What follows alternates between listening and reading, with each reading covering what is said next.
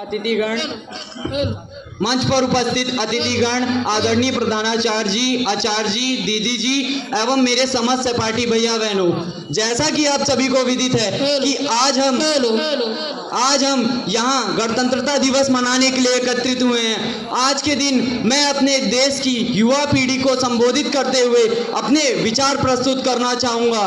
पिछले कुछ वर्षों में मैं जो देख रहा हूँ, समझ रहा हूँ, इस देश की युवा संतति के मन में यह भर दिया गया है कि जवानी सिर्फ मौज मस्ती के लिए है और तुम बस नौकरी करने के लिए पैदा हुए हो।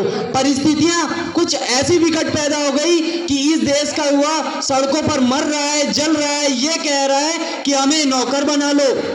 धर्म क्षेत्र कुरुक्षेत्र के मैदान में दोनों सेनाएं आमने सामने खड़ी हैं। धनंजय ने महाराज धृतराष्ट्र को रेखांकित करते हुए कहा, ताशस्य परमेश भाषा शिखंडी च महारथा।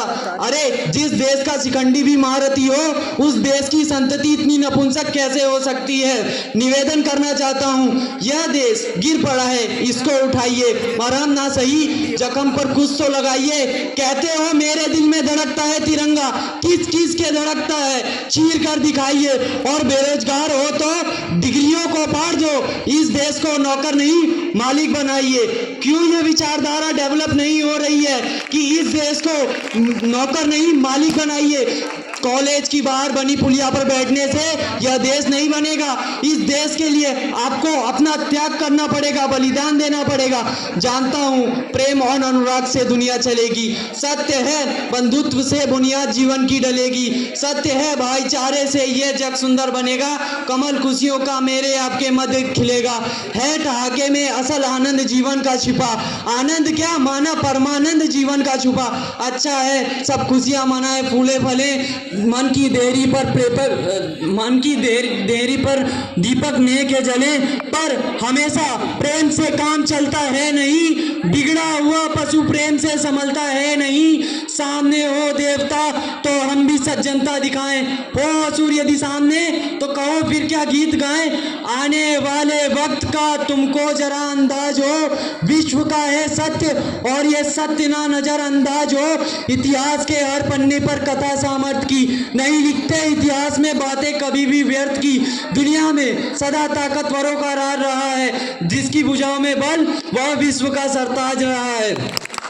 कोई जाति धर्म विचार संस्था किसी का शोषण नहीं करती, हमेशा ताकत कमजोरी पर राज करती है। अब यह आपको तय करना है कि आप कमजोर हो या ताकतवर। हम हिंसा के पुजारी हैं, यही पहचान दी। देश के साथ सबसे बड़ा वैचारिक घोटाला यह हुआ, जो भी कहूँगा पूरी जिम्मेदारी के साथ कहूँगा।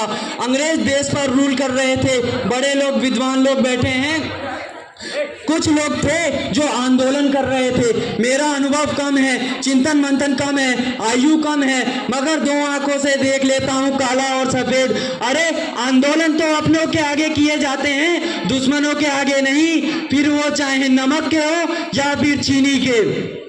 हम हिंसा के पुजारी हैं, यही पहचान दी, यही हमारा मान है, सम्मान है, स्वाभिमान भी। मगर कोई आकर हमारी माँ को डायन बोल दे, शांत मौसम में जहर कोलाहलों का घोल दे, जब कोई आकर तमाचा दे हमारे गाल पर, गर्म लोहे की सलाखें भी छुआ दे खाल पर, जब कोई माँ बहनों की लगाए बोलियां, जब कोई नवजात शिशु की जलाए होलियां, जब कोई इस देश को इस धन में मोती जोड़ोगे। अरे युद्ध लड़ना पड़ गया तो क्या मोतियों से लड़ोगे। अभी देश बढ़ा था जब टुकड़ों में पटेल ने किया था योगदान, अब हुआ अखंड सदा को मेरा भारत देश महान।